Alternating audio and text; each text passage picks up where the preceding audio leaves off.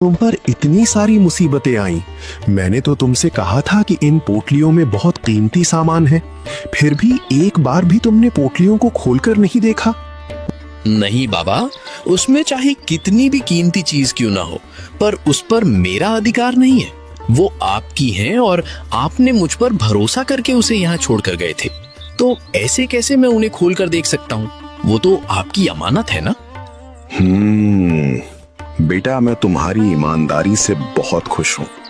तुम्हारी जगह कोई और होता तो वो जरूर इन पोटलियों को खोल देता और शायद उन्हें लेकर कहीं भाग भी जाता, पर तुमने ऐसा कुछ भी नहीं किया।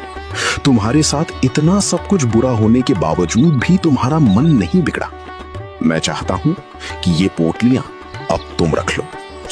नहीं बाबा, मैं ये पोटलियां नहीं रख सकता।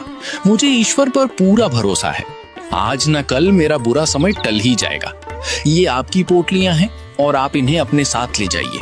आपको जरूरत के समय इनकी जरूरत पड़ेगी। नहीं बेटा, मुझे इन पोटलियों की अब कोई आवश्यकता नहीं है, और इन पोटलियों की आवश्यकता मुझसे ज्यादा तुम्हें है। बस तुम ऐसा समझो कि ये ईश्वर ने ही मुझे यहाँ भेजा है और ये तुम्हारे कर्मों का फल है, तुम्हारी ईमानदारी का इनाम है। यही समझकर तुम ये पोटलियां रख लो। ये तुम्हारे लिए ईश्वर की देन है, इसे मना मत करो। इतना कहने के बाद कबीर बाबा की बात मान जाता है और तीनों पोटलियां रख लेता है।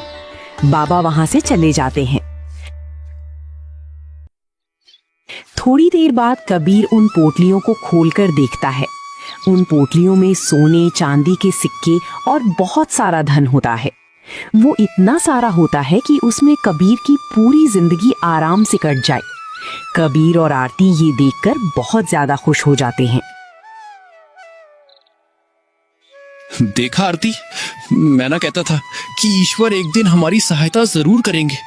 एक दिन हमारे भी अच्छे दिन आएंगे। ये देखो आरती, इसमें कितना सारा धन है। इतना सारा धन तो हमारे पूरे गांव में किसी के पास नहीं है। इसमें तो हमारी पूरी जिंदगी बड़ी आराम से कट जाएगी। फिर कबीर गांव में अपना घर बनाता है, जो गांव में सबसे बड़ा और पक्का मकान होता है। गांव के बहुत सारे लोग कबीर का ये घर देखकर जलने लगते हैं। अजी, देख रहे हैं कबीर ने कितना बड़ा घर बनाया है। इतना बड़ा घर तो हमारे पूरे गांव में किसी के पास नहीं है। आखिर इसके पास इतना धन आया कहां से? आप जरा जाकर पूछिए तो। तुम पागल हो गई हो क्या? मैं जाकर उससे पूछूं?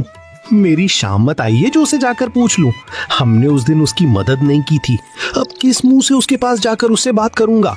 और तो और उसके पैसे भी देने बाकी हैं। मैं उसके पास नहीं जा सकता। हमने थोड़े से पैसे के लालच में जाकर उसके साथ बहुत बुरा किया है। आप बिल्कुल सही कह रहे हैं, हमें ऐसा नहीं करना चाहिए था।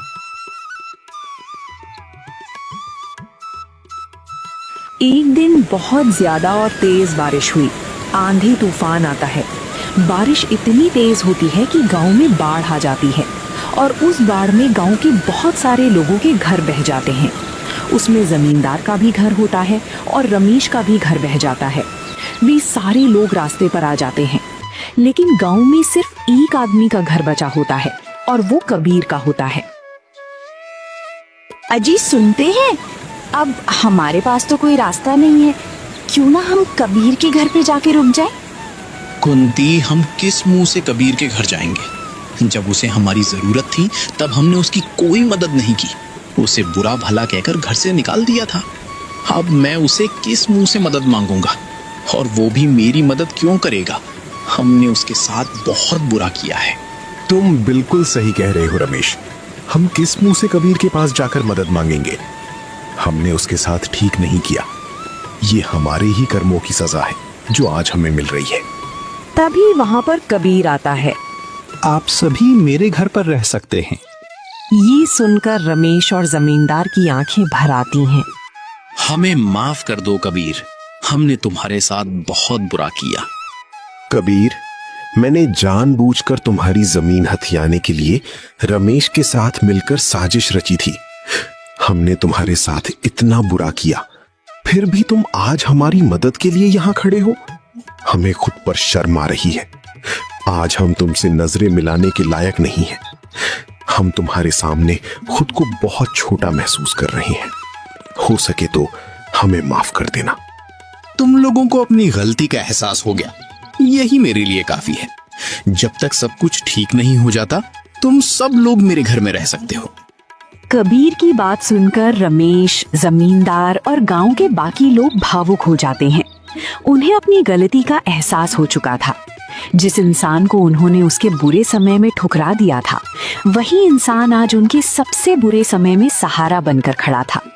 इसके बाद सभी लोग कबीर के घर में रहने लगे और धीरे धीरे अपने जीवन को फिर से संभालने लगे। कबीर और आरती का जीवन भी खुशी और सम्मान के साथ बीतने लगा। उनकी ईमानदारी, धैर्य और भगवान पर अटूट विश्वास ने आखिरकार उन्हें सुख और समृद्धि प्रदान की। कहानी हमें यही सिखाती है कि अच्छे कर्म और सच्ची नीयत का फल एक ना एक दिन अवश्य मिलता है।